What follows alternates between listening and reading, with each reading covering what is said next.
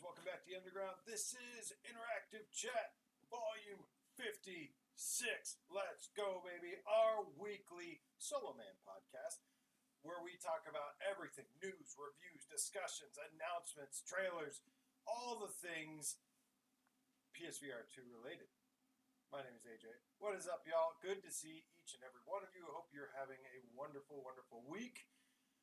Man, we got lots to talk about. A little bit of everything today. We've got some new dates, new release dates for some games that are coming in February, early February.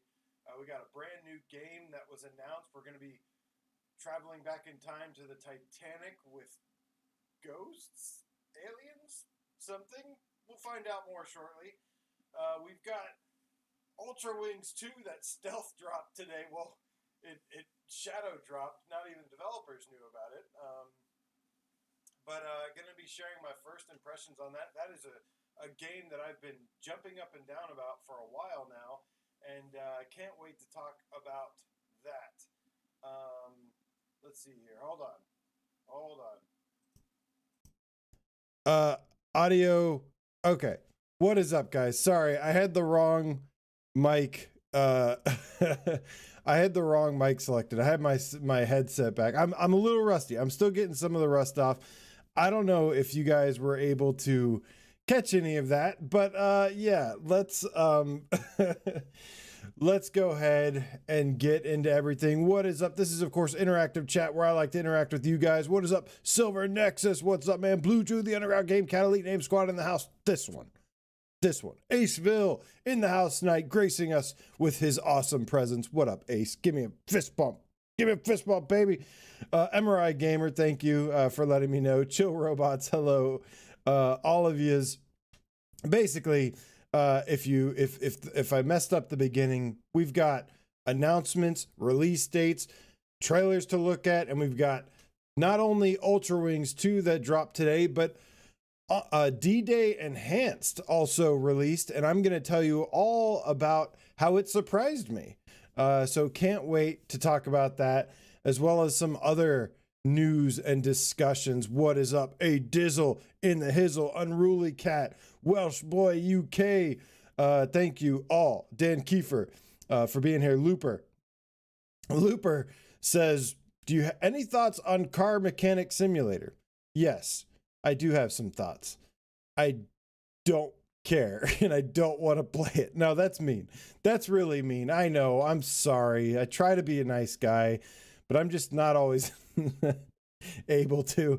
I'm not really interested in that game. I'll check it out maybe at some point. I think I have it on PSVR1 and never touched it. I don't really know.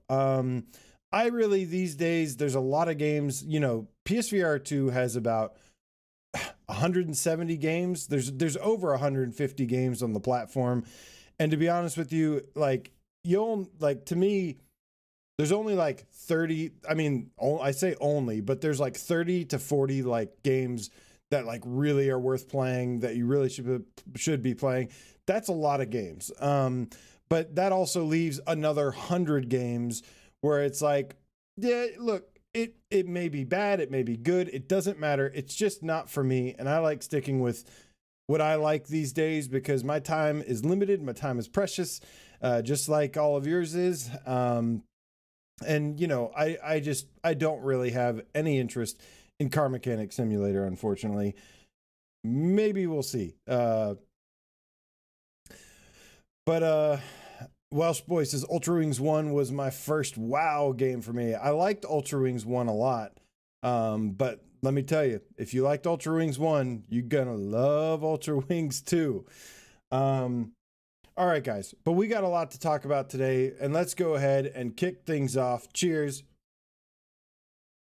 Because the first thing I want to talk about real quick is, let me get Arcanage off of here. Can't wait for Arcanage. Supposed to be coming some point this year. So, Sony's PlayStation Twitter account posted the top 10 most downloaded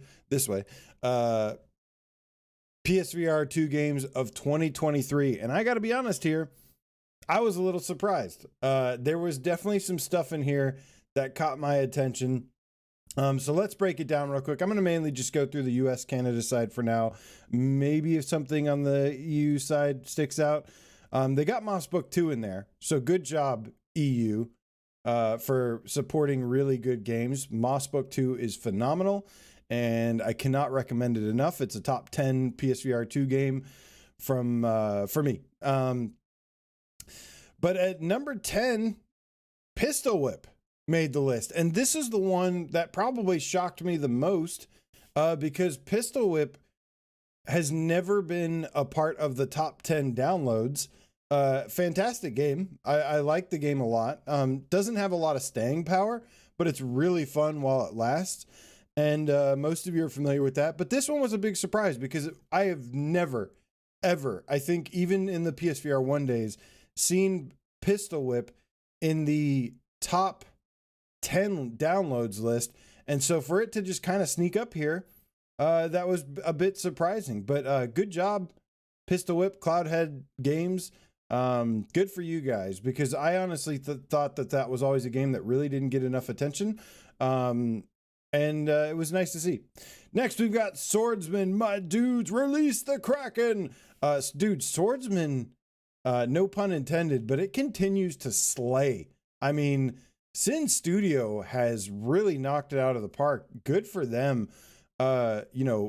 Humble beginnings for Sin Studio. Now they're literally a top 10 selling game on PlayStation. They've also released on Quest and probably killing it there too, maybe.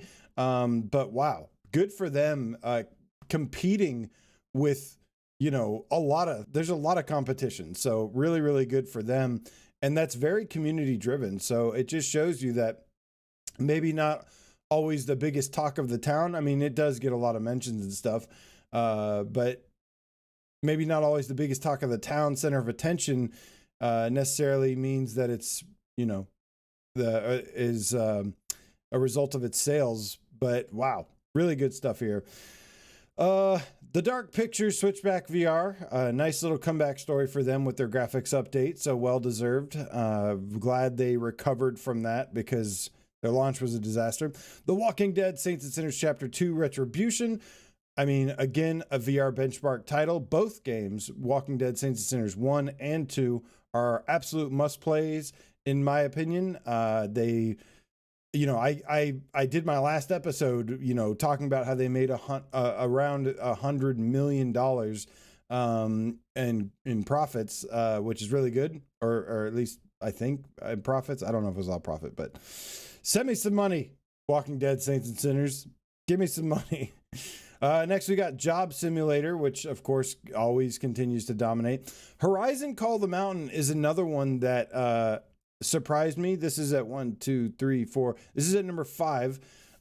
You would expect Horizon to be like top of the list, near the top of the list every single month, but it actually wasn't. So I was a little curious if they kind of changed, if this is like maybe has a little bit of different metrics than what they post each month. And just a reminder, this is for all of 2023. So good to see that game doing well. Doing okay at least, but yeah, never see it like on the month-to-month list, but it made it here in the overall 2023, so I guess it did okay. Star Wars Tales from the Galaxy's Edge, solid game, I will say, especially if you're a Star Wars fan. Kayak VR Mirage. Now this is one that the developers actually posted about. They were extremely excited about, being on the top of this list. They actually confirmed once again that they have a bunch of stuff in the works. And I hope so, because I think we all agree that Kayak VR looks great. It's got great physics. It's a great tech demo. Now it just needs to be a good game. And it, hopefully they're working some magic behind the scenes to get to that point, because it's got a great, technical showpiece aspect to it, but now make it a good game. Beat Saber at number 2, which is obviously one of the most popular VR games of all time, but at number 1, the number 1 highest selling game of 2023 in both regions is Pavlov, baby. Now, Pavlov is, I've also said I've said time and time again, easily one of the best games, was definitely one of the biggest surprise hits for PlayStation VR2 at launch. I mean, how beautiful it looked, how crisp, how clear. And then it was just really fun. And if you're into Counter-Strike or, a couple other, just basically any kind of social competitive multiplayer, this is a great game for that. So that genre is still, it shows that genre sells, man. Whether you like military shooters or not, it is definitely a good seller, and that's important.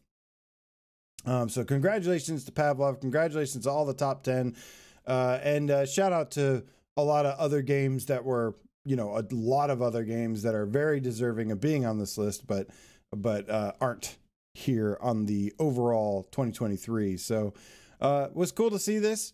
And yeah, look forward to seeing what the next top 10 of the month is. MRI Gamer says, I wonder if they count the free upgrade for swordsman and pistol. They're not supposed to. That's one of the things that they've always said, is they don't actually include those in the month to month, but they pulled this for the year. So I do wonder, they could have pulled it by different metrics or something to kind of change it a little bit. But most of it seems to make sense for the most part. So, all right. Just checking y'all's comments real quick.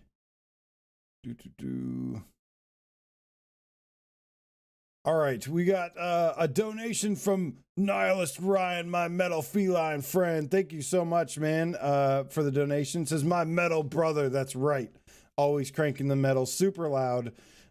Surprisingly not deaf yet. I'm surprised. I still have pretty good hearing considering all of the loud music. I almost went and saw Tool last night. I probably should have, but I have seen them before. I've even caught Danny Carey's drumstick. He chucked it right at my forehead and I was able to catch it and brought that sucker home. Love me some metal. Although, Tool's they're like hard rock. They're like very, very hard rock / metal. But he says, another great day for PSVR2. It is a great day for PSVR2. And we'll definitely get into that when we talk about D-Day and Ultrawings 2. So let's see here. Silver Nexus points out and says, all the games on the US list are adventures or shooters. You Can America is lit. Oh, man. Yeah. Yeah, I mean, most of the, literally the only difference on the UK side is Moss Book 2, which is a fantastic game. So good on them. But guys, we've got some new stuff to talk about. Who wants to see some new games? I do. We had a surprising, Looper, you're right. Or Looper says prog rock. Yeah, Tool's kind of more prog rock. All right, so we have a new game that's announced, and this one was kind of a surprise. I think this just dropped today, and it's called, I've only got a quest trailer here, but it's called Titanic, A Space Between. I'm going to be playing the trailer here and read the description. I've also got a press kit. We can kind of see what we're looking forward to. This game is launching on the Quest February 14th for $20. Or it says 19.99 euros. But it does have a PC VR and PSVR2 version coming at a later date. And it says Titanic, A Space Between is a time travel horror adventure where players get sent back to the RMS Titanic. With a focus on realism and immersion, the title provides an extensive mix of puzzles and escape mechanics interwoven in a riveting story. And this comes via a 2-person studio called Globus Interactive, as well as being published by Boombox. And It's let's take a look at some of the main features here. I'm gonna actually bring up the press kit that I have, and we'll take a look at some of this together. But this seems really interesting. It's a Titanic horror game. It's a horror game that takes place on the Titanic and is about time travel. I gotta say, I like how random this is. I like the creativity here. But let's take a look at some of the features. The main features here. The horrors of time travel. Become Hendrik van Eden, a specialist who gets sent back to the Titanic in order to uncover the mysterious disappearance of a previous traveler, Diana. Slowly uncover the truth about time travel and the horrors that come along with it. An urgent escape. Get thrown. I'm just going to skip these little title things. Get thrown into the bowels of the Titanic and use your wits to escape the ship deck by deck. Solve countless puzzles, my favorite, and manipulate your environments in order to avoid the ever-rising water. Utilizing a weighted physics system, interactions feel natural and diverse.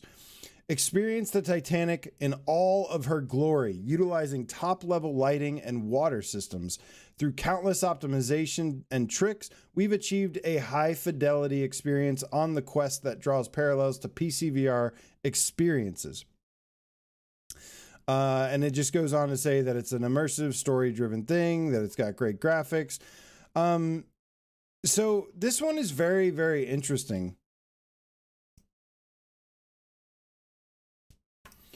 Definitely like a unique take. I like how it's like the Titanic, but it's like a sci-fi time travel, but then it's like a story-driven adventure, and then it's a horror game, and then it's I don't know, it's just all over the place. But I'm intrigued by the high-fidelity graphics, and I imagine the reason the PCVR and the PSVR2 versions are coming later is probably because they want to enhance those graphical levels. The water and the water physics and everything are looking pretty nice. The interactions, but this reminds me of a little game called Triton Down. That was by Archaeact, and it was a game that was similar in that you had to kind of escape. It was a fictional sci-fi game where you had to kind of escape a sinking ship, and the waters were rising and stuff, and it just made for a really fun adventure, and kind of like almost like a survival adventure, not your typical survival where you're like eating and drinking and staying warm or cooling down, but eating proteins and fats. But it was like a survival of, like, you know, just trying to survive, not drown. And I always felt like that was a really, really cool experience. So this being a small team, you know, I'm not expecting a huge game here, but if it's just, you know, at least a couple hours long and priced accordingly and a fun experience at the very least, at least become a memorable experience, this could be pretty good. So I gotta give some love to this. Like I'm actually pretty excited to check this out once it eventually comes to us. And look forward to seeing it. It was a nice little surprise, and it was very, very strange and different. I like the horror aspect too. That's very random. Shower Songs Gaming says, "Feel like I'm dreaming. I can't believe we're actually getting this." Yeah, it does feel like a weird dream kind of thing going on here, because time travel, Titanic, horror, sci-fi, all this stuff. We have always lived in the castle. Mary Cat says, "Is the final boss James Cameron trying to kill you like he does most of his actors?" Oh, it's a nice. What did James Cameron direct The Abyss, where like everybody almost drowned, or like people got sick and drowned? It was like hell on earth. But yeah, that's the cool thing about VR, man. You can take a lot of damage without actually physically taking any damage. It's really, really nice. But yeah, so that's going to be coming, I guess, sometime later this year is what it seems like. Like I said, it'll be releasing on Quest next month, but coming to us on PSVR later. Cool looking game. I like the look of that. I like stuff like this. Next, we had an awesome announcement from Resolution Games, the makers of Demeo. They haven't shared much information, but they have announced officially what their next project is going to be. For those who don't know, and I'm playing the trailer for Demeo right now, I am a big fan of Demeo. I cannot stress that enough. I think it's incredible. I think it's amazing. 9 out of 10. And I absolutely love it and can't wait to play it some more later.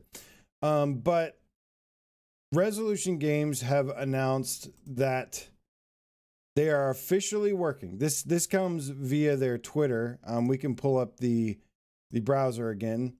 They say, we're excited to jointly announce a collaboration with Wizards of the Coast. I don't know who that is.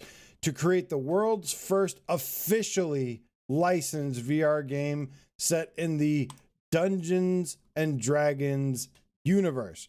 So it's no huge surprise here because Demeo obviously takes a lot of influence from Dungeons and Dragons as well as turn-based tabletop games.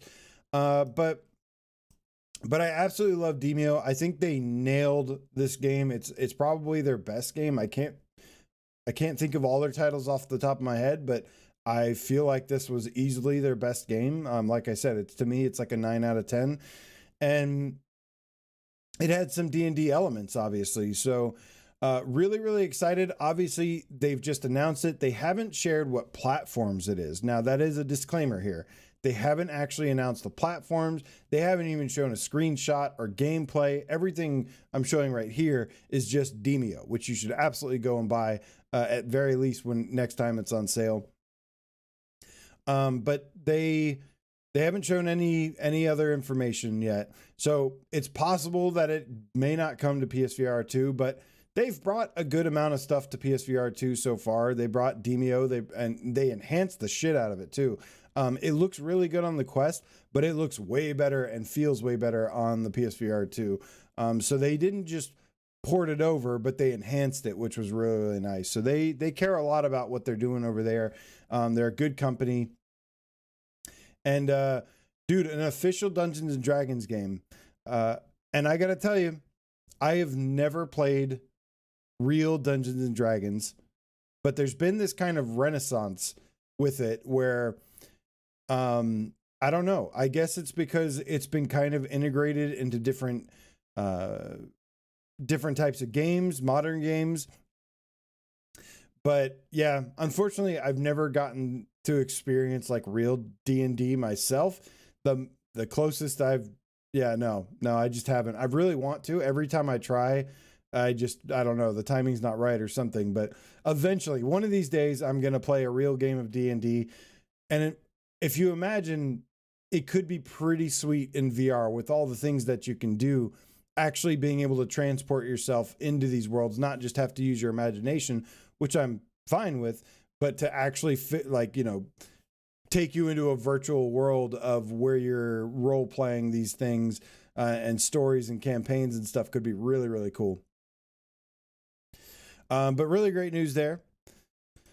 All right. We've also got some, let's see here. Shades of Gray Matter. My dude, what's up, man? Cheers. Says D&D is great. A big part of the renaissance is people streaming their D&D games on Twitch. Critical Role is huge. Nice. Noted. I actually know somebody who does a D&D podcast, and I haven't checked it out, but I don't know. She's been doing it for a while and sounds like it's pretty cool. There's obviously they live stream actual like D&D sessions and stuff. So that's pretty cool.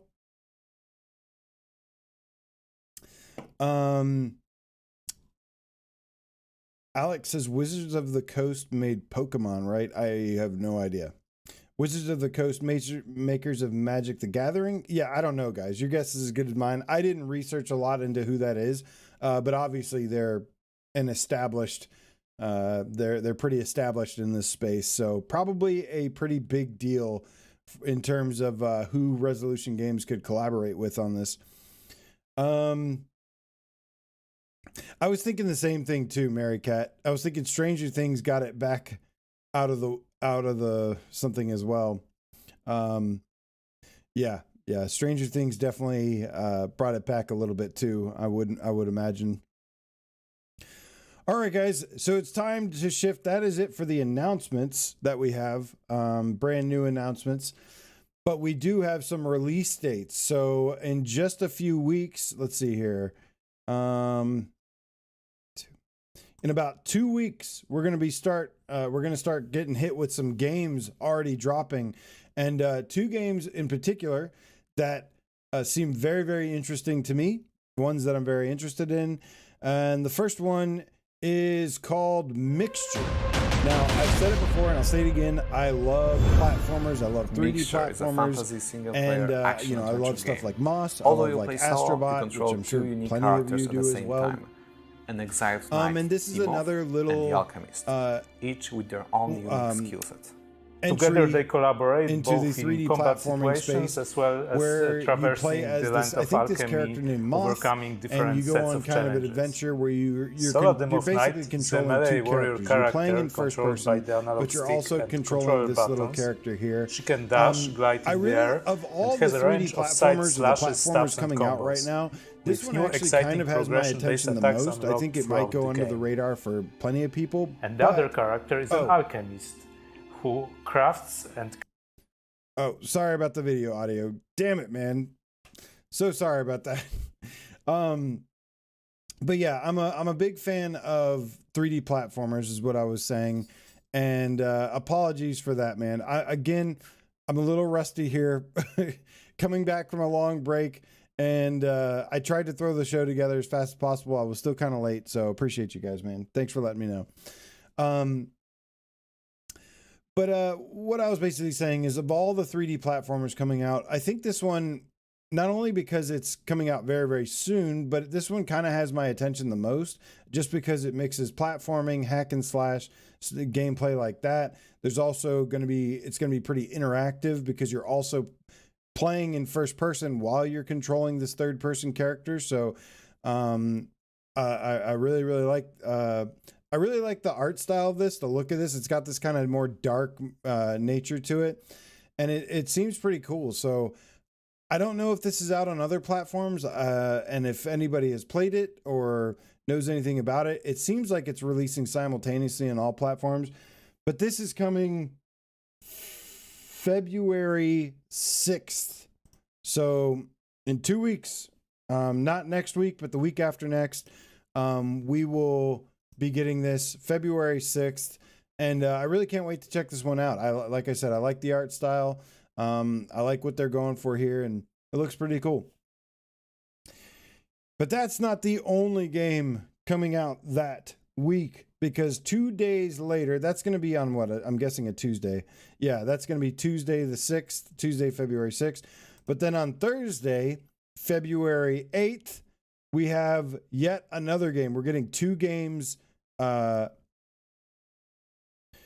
games in the first week of February. And the other game, we just got an official announced trailer for. Hopefully the audio's not on here. Dead Hook, baby. This is, of course, a very, very Doom-inspired game. I think I talked about this game last week, actually, so I'm not going to go too far into it.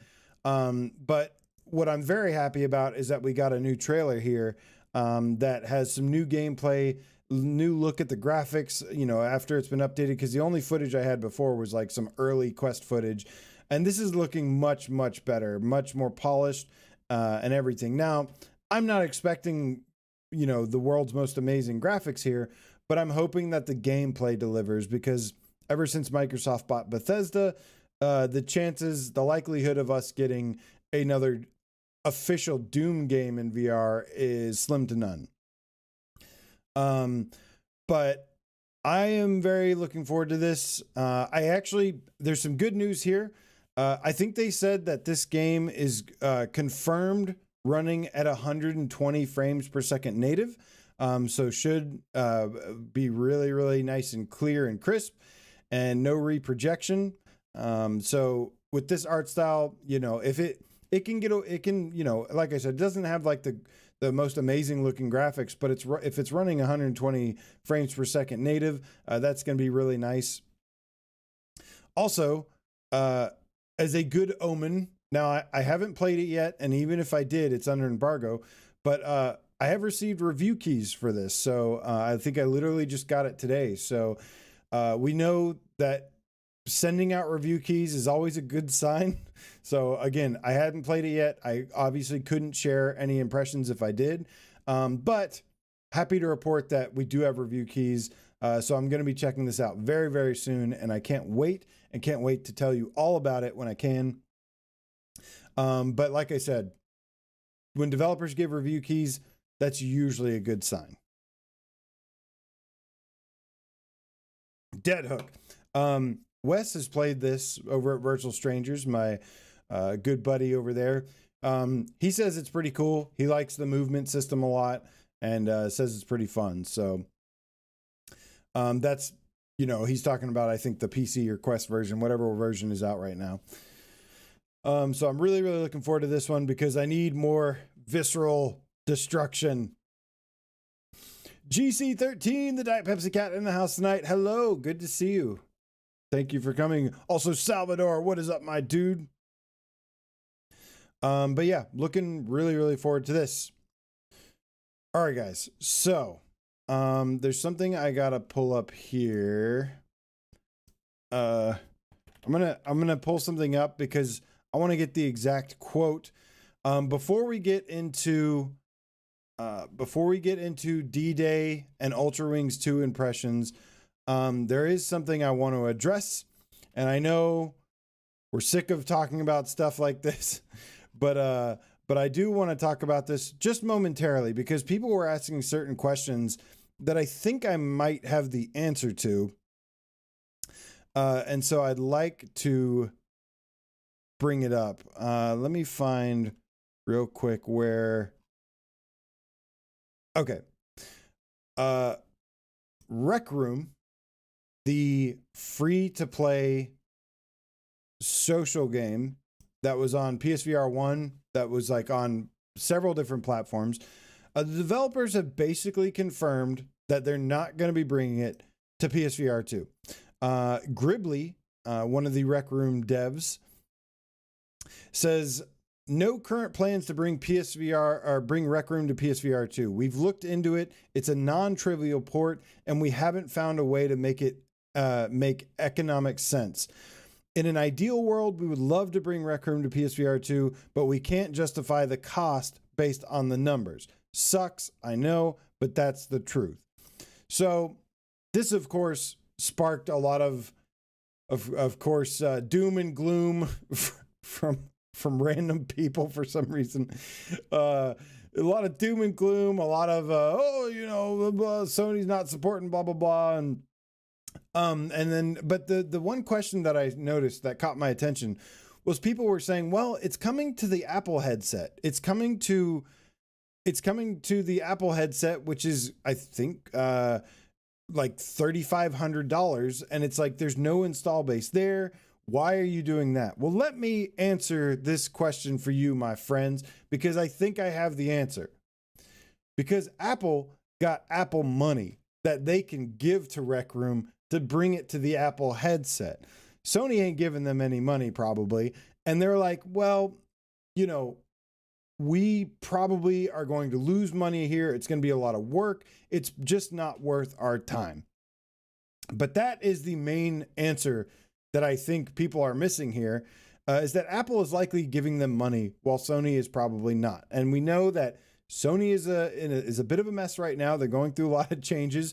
They need some time to heal and change and set a new path, a new direction. But that's really the best answer I got. And people got to remember, man, like devs are people too. Devs got to eat. Devs got families to feed. So to me, it makes sense. Like, you know, if they don't think that PSVR2 is a profitable platform for them, and let's be honest, this game is mostly filled with kids. There's not a ton of kids playing PSVR2. They simply, it's kind of out of their reach, most kids, unless you got some rich folks. But you know, VR, like gaming is expensive. VR is even more expensive. I mean, the cost of the hardware. I mean, the PlayStation, the Quest is the best, the cheapest value as a standalone, but obviously that has the drawbacks of being standalone. If you get it with a PC, it's much better, but that's another at least $1,000. Bring it to $1,500 if you want to PC VR game. If you want high-end VR, the PlayStation VR2 is technically still the cheapest high-end VR that there is, I would say. Because, you know, like the graphics, but that also costs $1,000. But like I said, the PSVR2 ecosystem, while there are some kids, obviously, that have access or are able to play it or are able to buy it or something for whatever reason, the majority, I think, of the PSVR2 fan base skews a little bit older, because, again, VR is a very expensive hobby, and we are very, very fortunate to have this. It is very much a luxury item. And so I don't blame the Rec Room devs one bit. I do like Rec Room, so yeah, it's like a little disappointing. I didn't play it a ton, but I did enjoy it. And I think the biggest thing that PlayStation would be missing out here is that it is like a social app. But then again, I don't think that, you know, I think that even though I disagree with it, I think the Rec Room devs probably made the right call here, from a practical business standpoint. If you look at all around the industry right now, unfortunately, there's massive layoffs happening. And this is happening to AAA mega corporation companies that make games that make millions of dollars of profits, and they're getting laid off. So, you know, we're very, very lucky to have VR in the first place, and we need to learn to appreciate that, because I think a lot of people, especially the doom and gloomers, are either console warrior people or they're just taking what they have for granted. And rather than focusing on real issues like developers losing their jobs, they just want to talk about how their toy is better. So anyways, I digress. Unfortunate news, but really for me personally, I don't really care. I probably would have played it if it came to PSVR2. And, you know, there were some things I liked about it, but I think, like I said, as a social app, you know, PlayStation VR2 definitely needs more social apps. I think that's the biggest thing it probably is getting a hit from here. But, you know, it's probably not as big a deal as some people are going to make it out to be.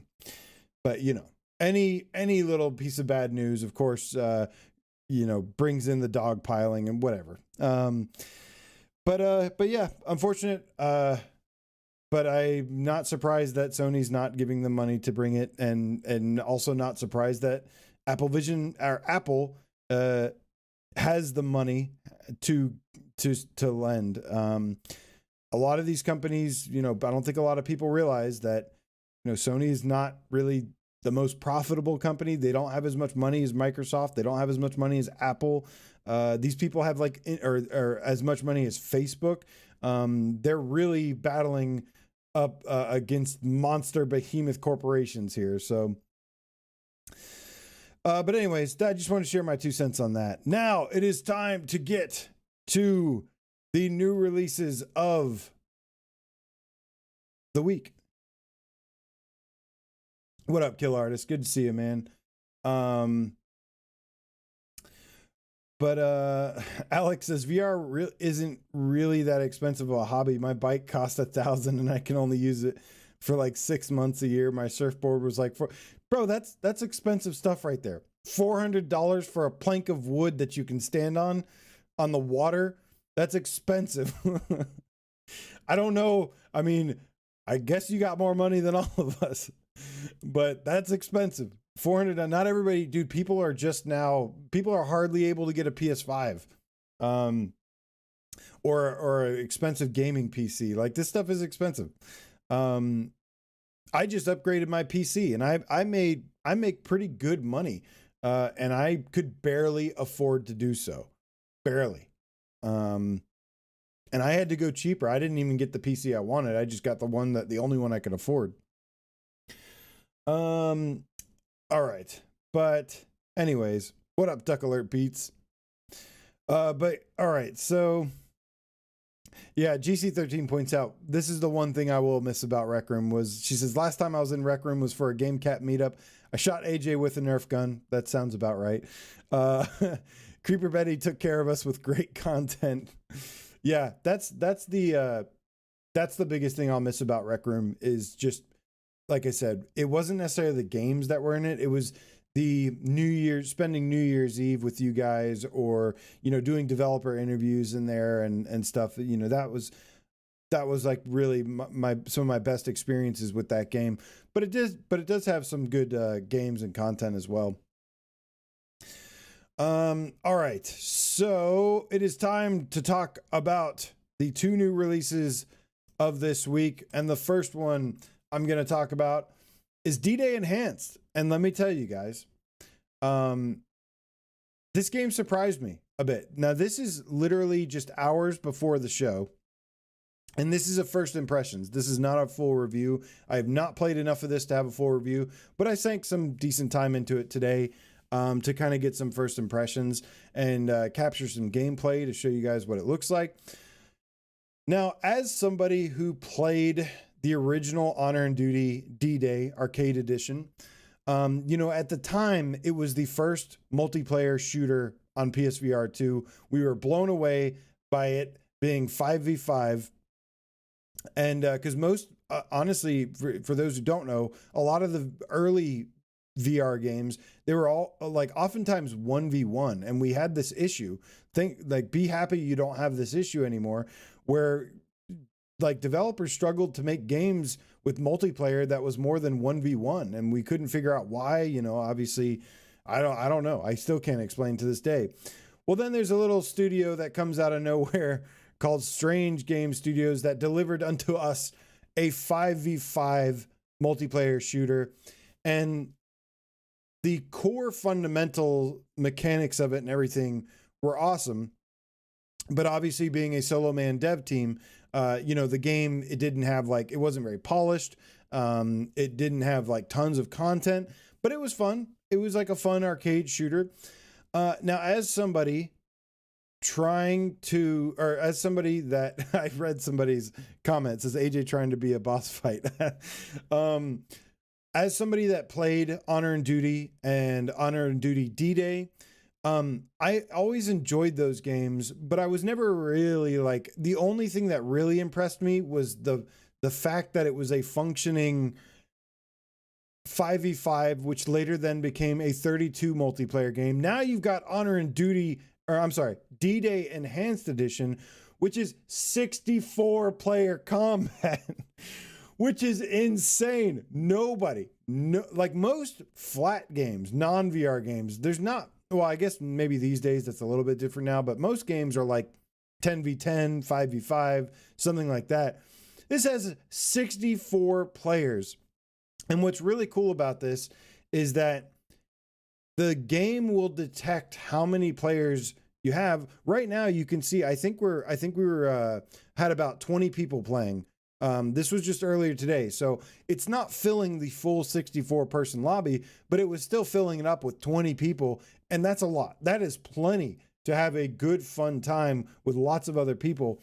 But I gotta say, man, I was not expecting, I wasn't really expecting to be very surprised by this or anything. Like, I thought it was like, yeah, it's D-Day, it's fun gameplay, but it's gonna lack polish. It's gonna be really buggy. It's going to have like lots of little issues. I got to say, guys, I went to download this. I went to actually go purchase it because the developers are, big community fan favorites of ours. And I was going to go purchase it. And then the first thing I noticed is that it says free upgrade. And I was like, oh, free upgrade. All right. Thank you, Strange Game Studios. So didn't have to pay for it at all, which was really, really nice. Although I would have. but then I got a free upgrade. I also noticed my friends list. There's over 100 of people on my friends list that have this game already because of the free upgrade. But I gotta say, man, now it's not perfect. There's some things, it still needs a little bit of work here and there, but it's much further along and much more polished than I was expecting. Okay, this was a funny thing here that I saw though. That was just a little glitch. It definitely has like some, I didn't really notice a lot of bugs, but just like little polished mechanics. And funnily enough, Reg actually, one of the developer or the main developer, he was actually in the session. I saw some other game cats here too. Shout out to Elvert and Beard of Power 666. Maybe Duck Alert Beats as well. I saw somebody with the name Duck. I don't know if that was you. I actually am pretty impressed with this so far, which is surprising to me because I was not expecting to be impressed. Now, if you come from, AAA games, AAA competitive shooters, high-end like things with massive teams and resources and money, you may not have the same experience. But as somebody who's kind of seen this game grow over the years, I actually was very, very impressed. So really great job overall with this. I am going to show some more gameplay here, but I actually want to take it over to the PlayStation Store, as we always do with our games. Let's take a look and see what it has. So D-Day Enhanced is only $14.99. It's a free upgrade for those that owned it on PS4. Supports up to 64-player online. There's different editions that you can buy, and I probably will be upgrading or something again because I want to show some support. Not just because I like Strange Game Studios and I like their developers, but I like to support games that I really think are good, and I'm actually, like I said, I'm very impressed with this so far. So I'd like to show some support in that way. There is like a gold edition and stuff. It's got extra skins, weapon skins, character skins, things like that. It seems like it's mostly just cosmetic. But that goes all the way up to $24.99. If you're not sure about the game, if you never purchased it before, of course, maybe just start with the $14.99 if you're going to grab it. Here's a look at some of the different skins and stuff. I usually don't care about stuff like this, but again, happy to support the devs here. But it says fight in online multiplayer battles with up to 64 players in this remastered classic. The game features visual enhancements, new maps, map reworks, brand new features, and more. There are 5 classes with a progression system allowing you to enhance each class with special abilities and perks. Weapons can be customized with a variety of attachments, including scopes, grips, bayonets, weapon skins, and more. Online gameplay features epic matches with up to 64 players in multiple game modes, including favorites such as Team Deathmatch, Attack and Defend, and Free-for-All. Battle on foot, jump in a tank, or speed into action in a Jeep, it's your choice. The core mechanics have been reworked to be more intuitive, along with major HUD and UI overhauls, which make the game more immersive. VR interactions have been significantly improved to allow manual reloading of weapons. The eye tracking allows you to call out enemies or other objects just by looking at their location, and adaptive triggers and vibration are used to give weapons more immersive feel when using. So a couple important things to note there, for sure. There's manual reloading in this now, which I've said before and I've said again. Manual reloading is incredibly important to me. I think it's like literally one of the most important staples in VR right now for as many shooters as we're getting.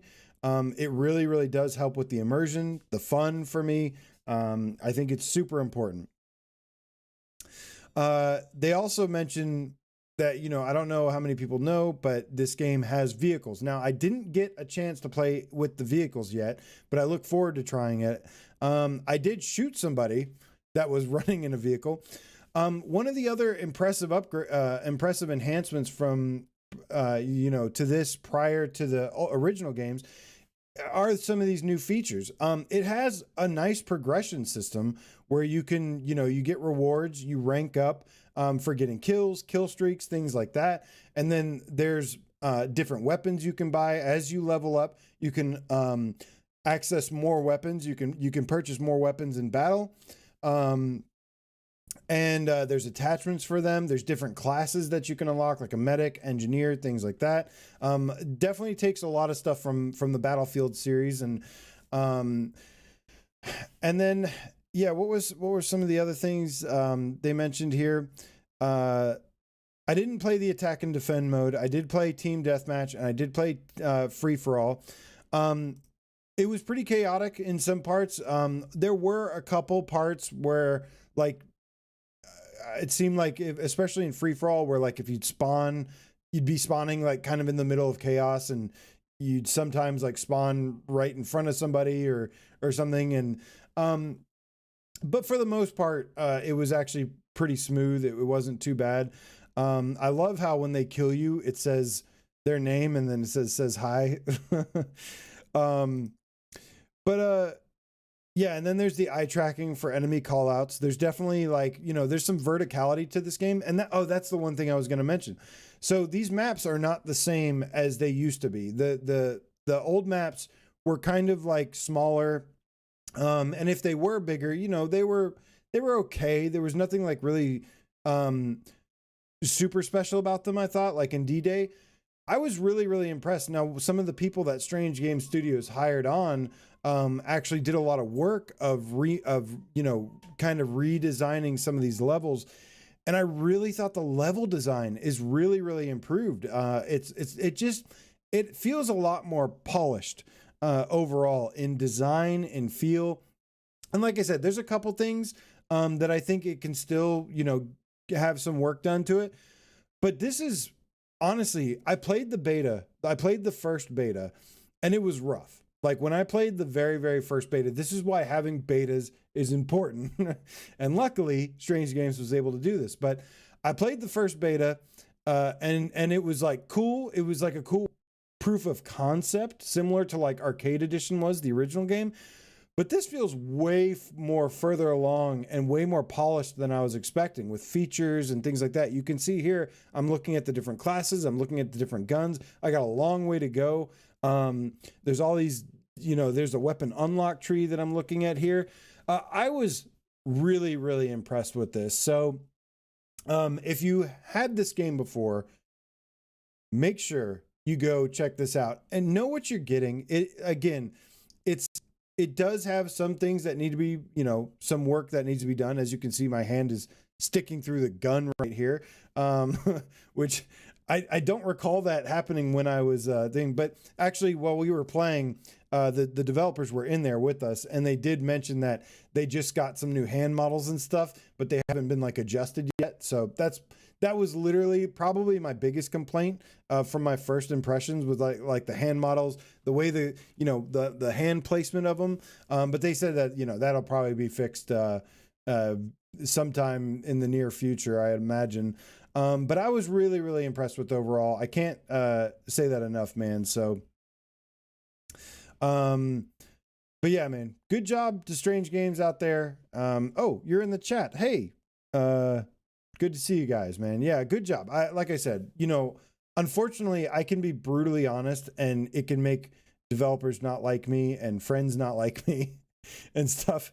When I'm talking about, I try to be honest, and but I'm serious when I say I'm very, very impressed with this so far, and I was having a lot of fun. And a really, really good time. And it was fun playing with y'all, playing with some of the cats. I saw a lot of community members in there. There's some really cool, chill ass people that were playing, and we were just having a good time, man. You can see I was, here's the manual reloading and stuff that I'm doing here. Got a good look at some gameplay here. Boom, got him. Yes, I did okay. For my first time playing, I did okay. But there's lots of cool little features and stuff they have planned. And, but I think it's off to a very good start. A much, much better start. And I think they really benefited from, running several betas. He told me a crazy number of betas that they have. I don't remember. But he said they held like a a lot of betas. Let's put it that way. So shout out to all the players and community, the VR community that came out here and, helped populate these things and help them get some things reworked, some bugs fixed, all that stuff. All the people that participated in the betas for the playtesting. Give yourself a round of applause because you guys did a great job. Not really myself included because I only played the first beta. But y'all did a great job. This is a great start to a pretty fun game. And I'm just wrecking people. I didn't even know I was doing so well until I see this footage here. I'm really proud of this footage too. This is some good ass footage if I don't say so myself. I'm destroying fools. I'm probably dying a lot too, but every time I glance at it, I happen to only be killing somebody. So feels good, man. We'll just pretend that's all that happened. But good stuff, man. So Honor, D-Day Enhanced. I keep wanting to say Honor and Duty. D-Day Enhanced, highly recommend that you get your free upgrade. Go check it out. Go jump in. There's people playing it, and I'm sure over the weekend, there's going to be way more people playing it. Like I said, even if it doesn't hit the peak 64 player count, there's still like 20 people at least in there. So that's pretty damn good. And that makes for a pretty fun time. Let's see. Do I get this dude? No. All right. But that's all I got for Honor and Duty right now. I actually talked about it a lot. And I actually really look forward to playing some more. I think the community aspect of that game is helping a lot too. Really cool, chill people. It was a lot of fun to just go in there and just die over and over and kill over and over and just repeat. I had some good laughs too. I had a couple really good laughs. Before we get on to Ultrawings 2, I think I saw a couple donations here, man. Thank you guys so much for your support. Ace Gamer, thank you so much for the donation. It says free upgrade. Let's see here.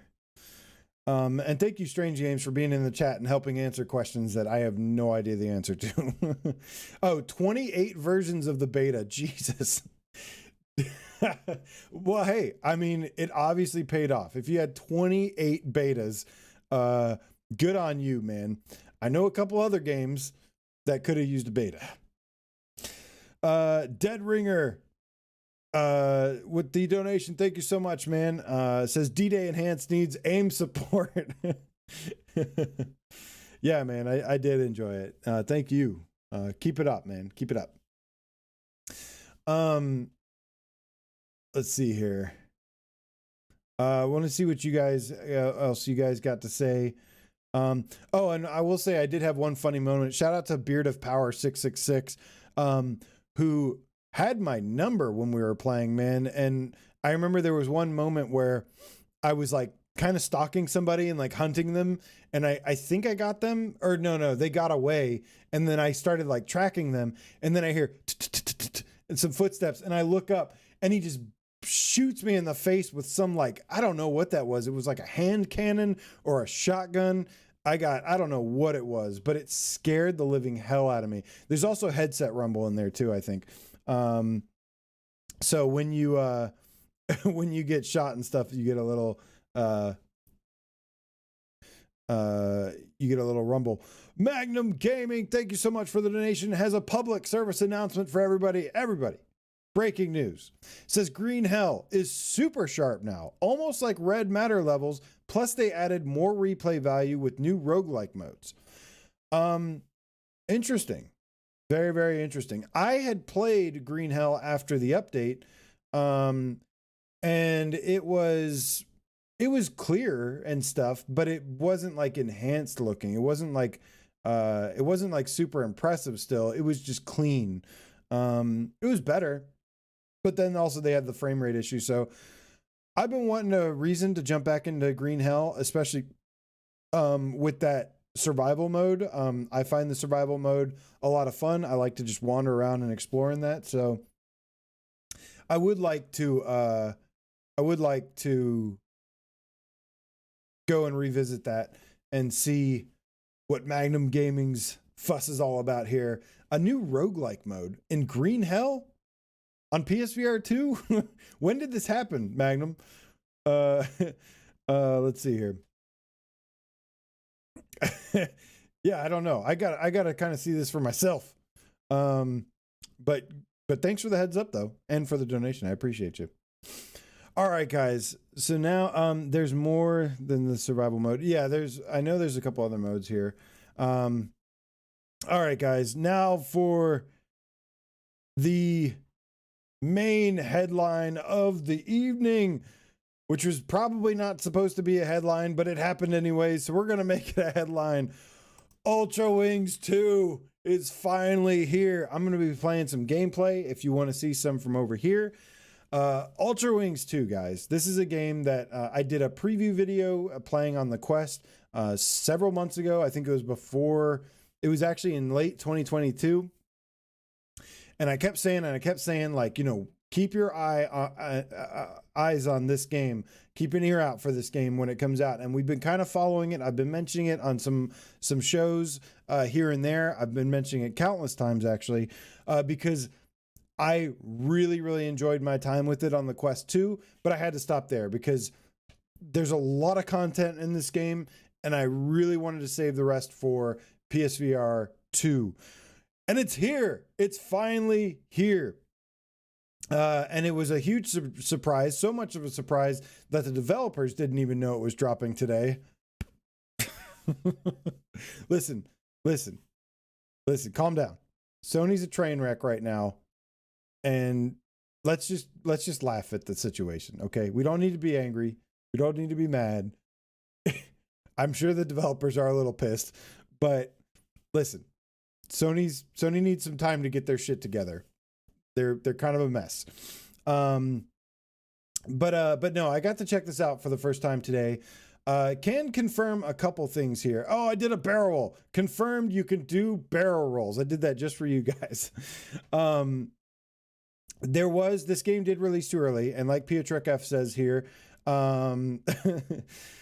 that there was no day one patch because the game shadow dropped. But I haven't seen really any reason for a patch just yet. This game does support the orb controllers, orbs, and the move. And the HOTAS flight stick. For those who don't know what HOTAS is, it's this thing right here. It's the hands-on throttle and stick. It's that thing right there. Now, I'm going to be honest with you.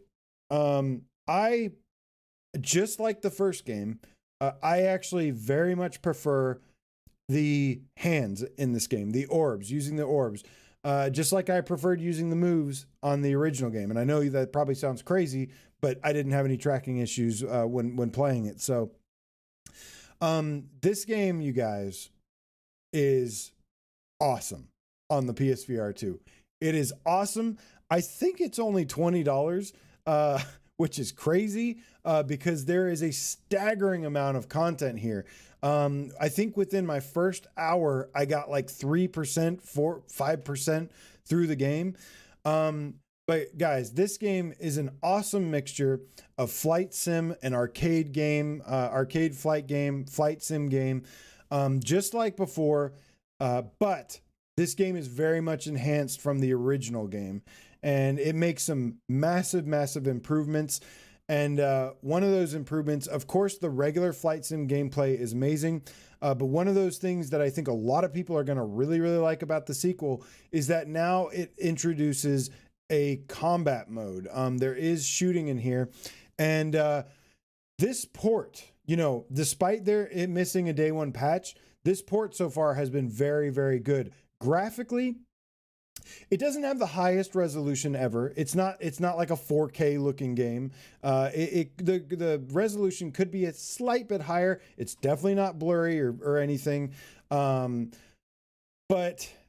the frames per second, it runs at a native 90 frames per second with no reprojection. But let me tell you, the one big surprise to me here was that the colors, man. This game is like the colors, like I said, not the sharpest resolution, not the most best textures or anything. They're decent, like they're solid. But what really surprised me is how good this looks with the OLED and the HDR. because good God, it is like from a color standpoint, it is beautiful for like how colorful this game is. I was not expecting that. I was not expecting this game to be so colorful, especially when you're, when you play one of the night levels for the first time. Oh my God, it is beautiful. The colors just pop so hard, and like it is so vibrant and just pretty. But yeah, man. I've spent, I only spent maybe 30 minutes to an hour on this on PSVR2, which is all this footage you're seeing here that I captured for you lovely people, so you could get some gameplay footage to go with it. But so far, I am absolutely loving it. And I have played about 5 to 7 hours on the Quest in late 2022 to preview this game. But let me say this game, like I said, it doesn't necessarily have it's not a super high-end graphical game. It's an indie dev team, but this game is super immersive. Like the gameplay, the flight sim gameplay is incredibly immersive. It feels so good. All this gameplay, by the way, I'm using the orb controllers. I'll share my thoughts on the HOTAS in just a minute. But I personally highly recommend playing this game with the orbs for a few reasons. Number one, you get to interact with all the knobs and doohickeys, and you use the in-game HOTAS and flight stick. You also do things like lower or raise your flaps on your thing. You inject fuel into the plane. You start it up with the key. You turn the key. You flip switches to turn on the engines. All these things are part of the experience, in my opinion, and they're part of the fun. And it controls really, really well. It feels really good to play. You can control the yaw with the left joystick. But every time I finished the mission here, I had to do like a barrel roll or backflip.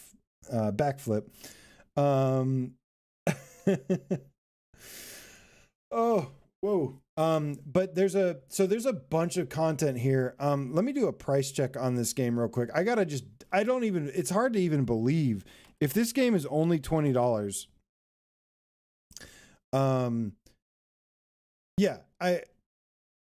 This game, oh my God, you guys have to see this. Hold on. They have a version. They have on the store here. Is this up here? Ultrawings 2, $19.99. Oh my God, you guys, that is an absolute steal. This is officially at $20 a must-have game. But I just got a good laugh at how it's called Ultrawings Flat.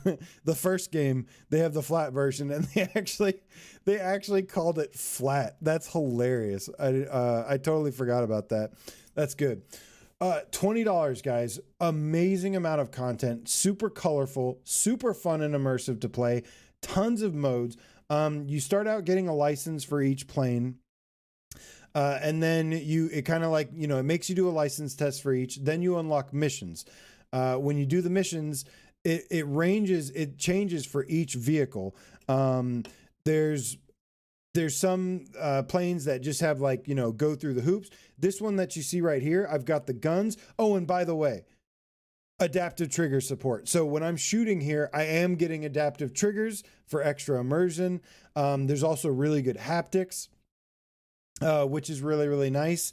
This is the reason this took a while is because they didn't just port over the weakest version of this game as fast as possible. No. I think it's really, really important that we reward these developers for taking their time and really polishing this up and bringing to us a quality PlayStation VR2 worthy port. It's got headset rumble when you take off. It's got haptics in the controllers when you move the joystick around. It's got adaptive triggers when you're shooting.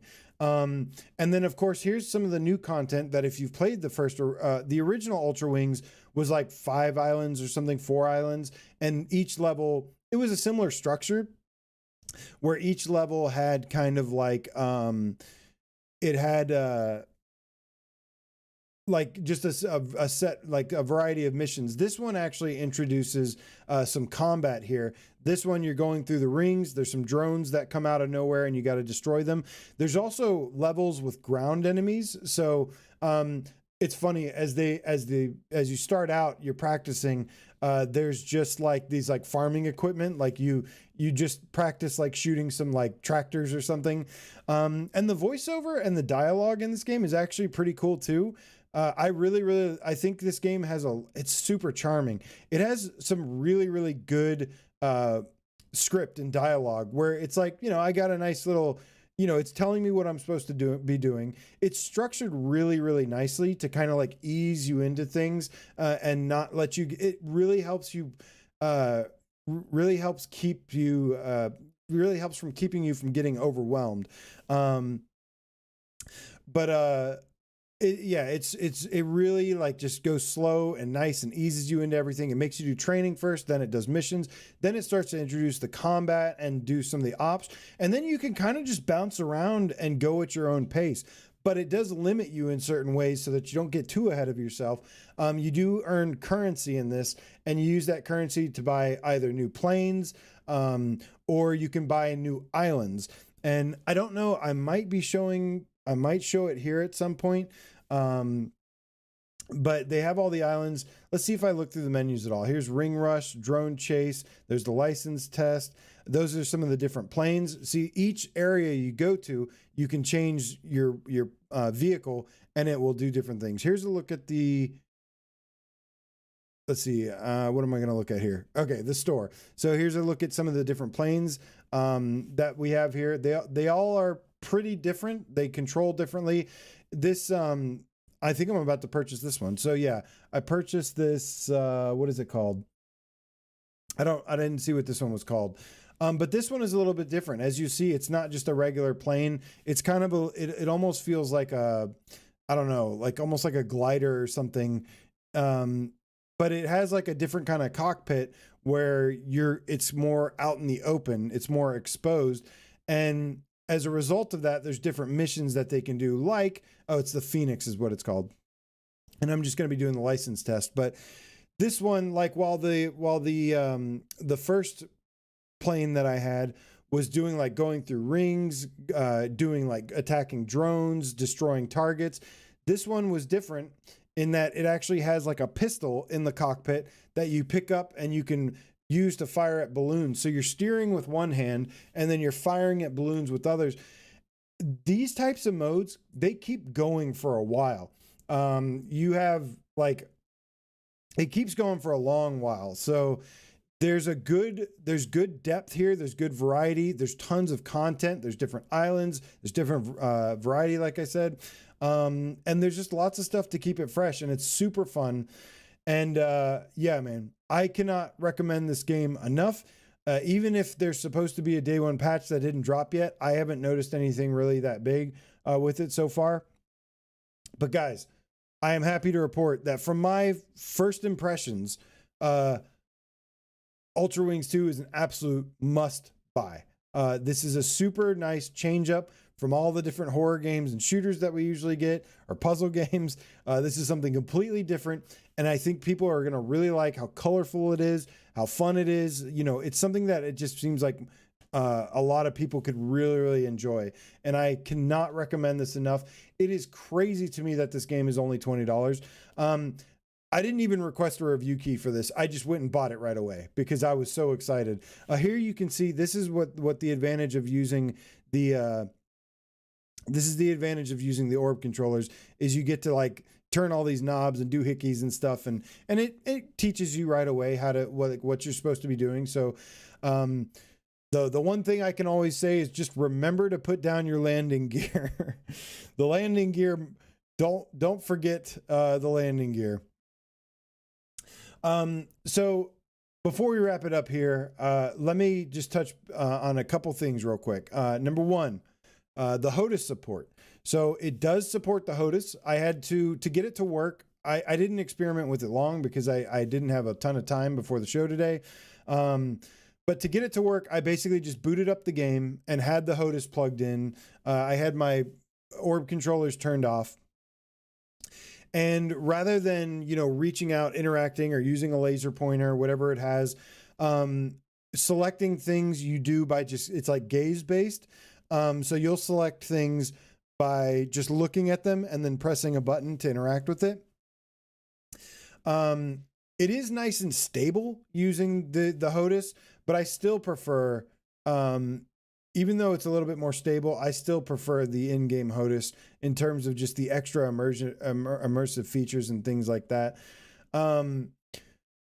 Somebody pointed out that when you twist the stick on the HOTAS, when you twist the flight stick part, it's supposed to yaw like this or rotate. That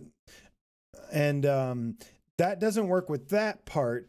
But for me, it worked. There's two like kind of knobs on the back of the thing. Let me see if I can get this real quick. So, oh shit! Oops, sorry. All right, so you can't turn this part. You can't turn this to adjust the yaw or the pitch, which is like doing the barrel roll thing. But the HOTAS controller has these things right here. I was able to do it by using these. This is how I was able to kind of use the rudders to steer left and right, was using this thing. And it worked fine for me, so I just did it that way. But there is supposed to be an update where you can use the rudders to steer by twisting the controller. So we'll see how it's there. Overall, the HOTAS works fine for me so far. Maybe you want to wait for that update. I still highly recommend using the orbs because you get the haptics, the adaptive triggers.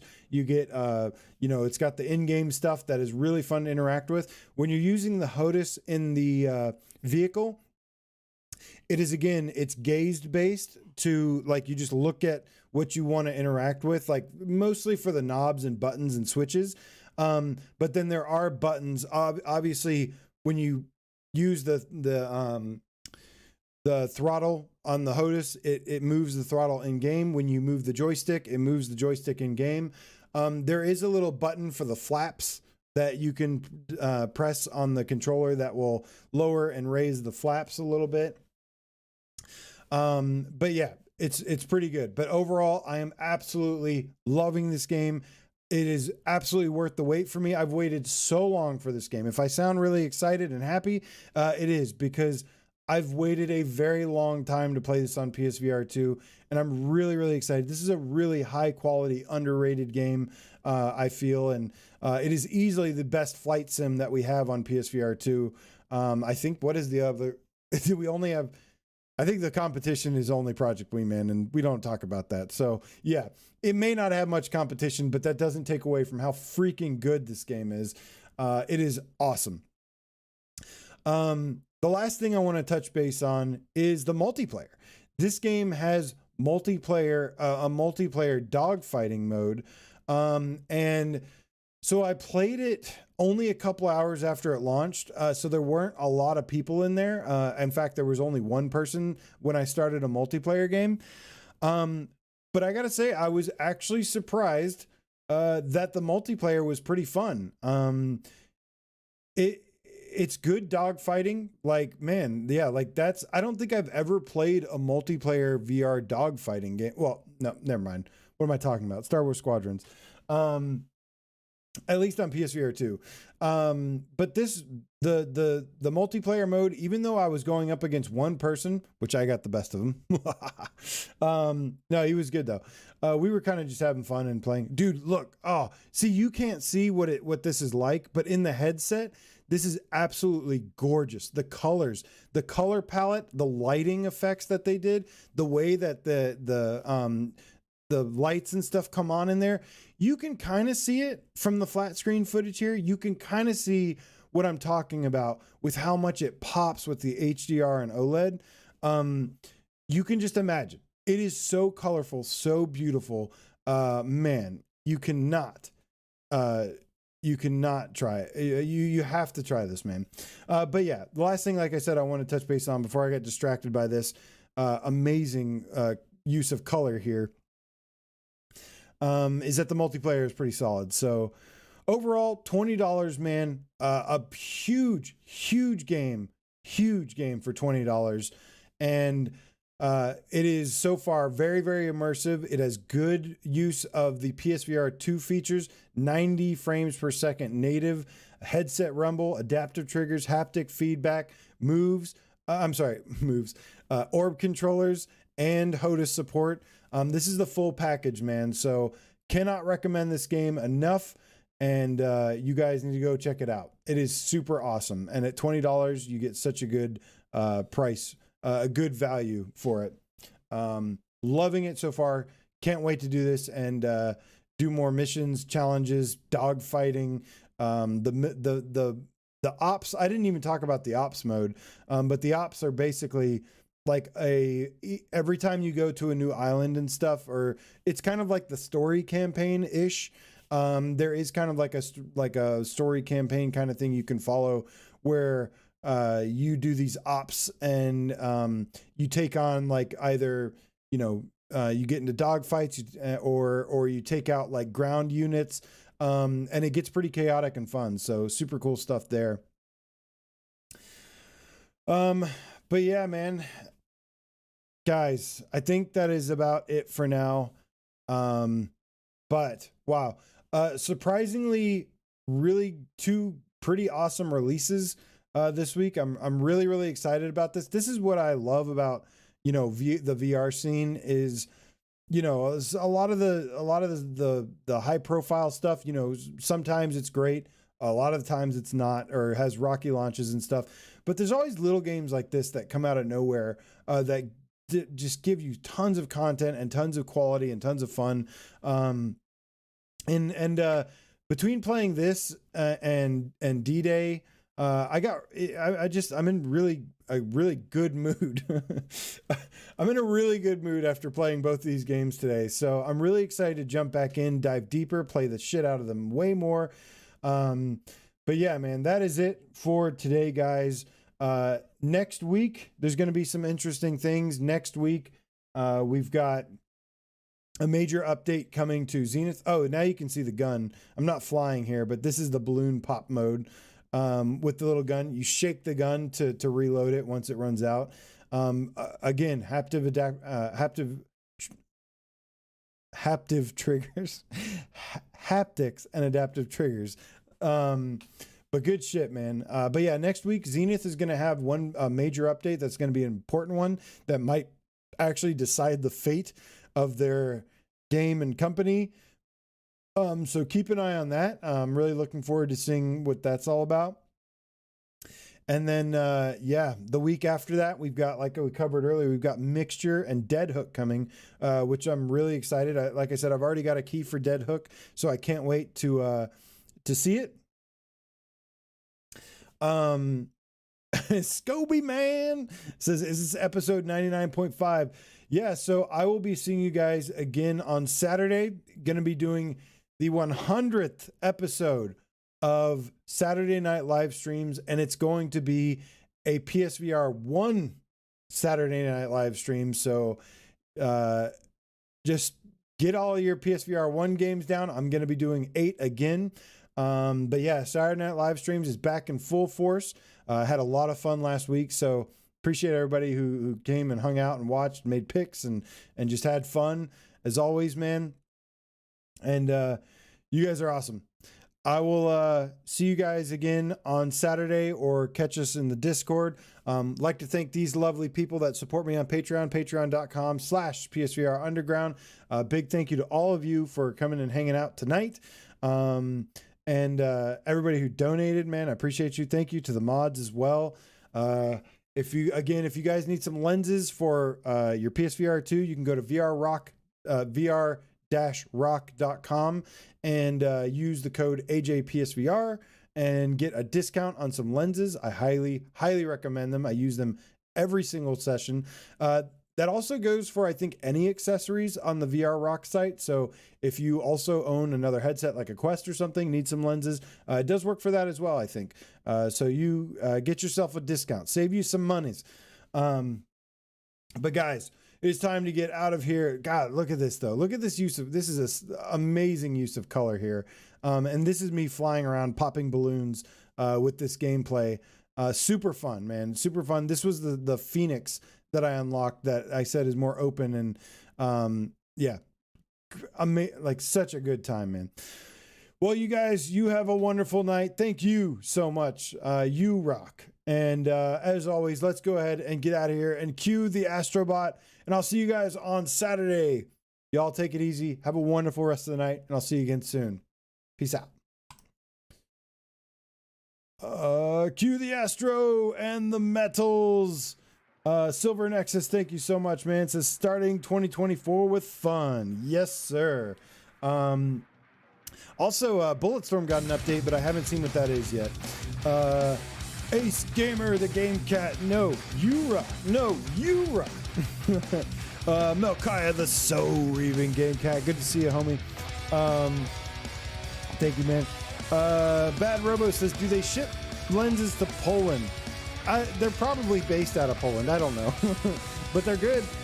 Yeah, I actually don't know. But I can find out. I can ask them for you. Mark Smith, thank you so much, man. Scott, the PSVR Game Cat for life. This is going to watch the beginning in a bit. Hell yeah, man. Enjoy. Some good stuff this week. Subtle Eel, I always love that name. Silver Nexus, my dude, thank you. Kill Artist, the Dreamweaver Game Cat. Going into D-Day. I don't know whether I want to play D-Day or Ultrawings right now. I'm so torn, but I got some time before I got to go to bed, so I'm going to get maybe a little bit of both. Tony Savino. Hey, Paisan. Good to see you, man. Alejandre, Cat Allergic, the Cat Allergic Game Cat. I can't speak today. Thank you, man. Good to see you, too. Glad you're back, Alejandre. Secrets of... yes, you do want to get your prescription first before ordering the lenses. Although you can get them for protection, no.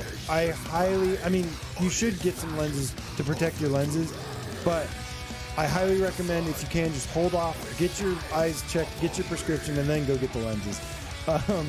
Shades of Gray Matter, thank you, man. I'll see you on Saturday, my friend. Blue to the Underground Game Cat, this one. Thank you so much, Elite Name Squad in the house. Hookworm, the Who's Your Game Cat, Danishing Act, you take it easy too, my homie. Brass Lantern, it says Village is less scary, Scott, you'll be fine. What was he talking about here? Oh my god, I'm going to start. Oh, Scott, the PSVR Game Cat's starting Village, Resident Evil Village. Have fun, man. Holy crap, what an experience that is. Der Schnuff, good to see you, my friend. The Virtual Resistance, Viva la Resistance, Baba D. You guys have a wonderful night. I'll see you again very soon. See you Saturday.